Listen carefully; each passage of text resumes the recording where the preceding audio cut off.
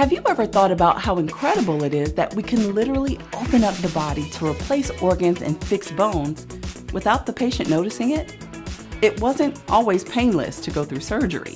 When anesthesia was first used in 1846, it was seen as quackery, pseudo-medicine that self-respecting physicians would not want to be associated with.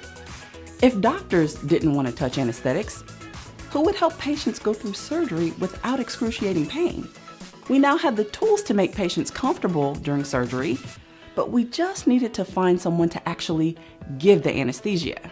At first, they tried to teach the medical students to do it, but they just wanted to watch the surgery. Plus, imagine a student with no experience nervously trying to inject you with anesthetics. So they asked nurses, who already knew about patient care, and they nailed it.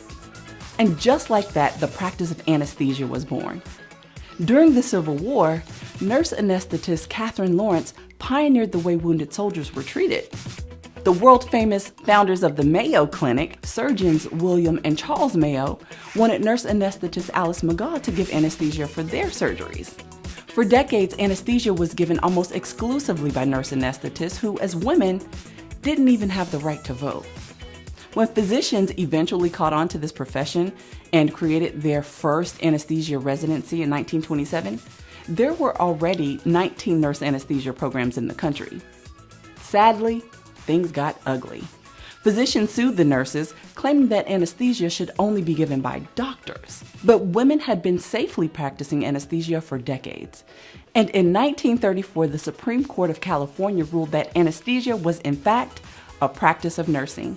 Today, there are over 50,000 certified registered nurse anesthetists, or CRNAs, nationwide, of which about 60% are women. They provide 60% of all the anesthesia in the United States, more than 43 million times per year.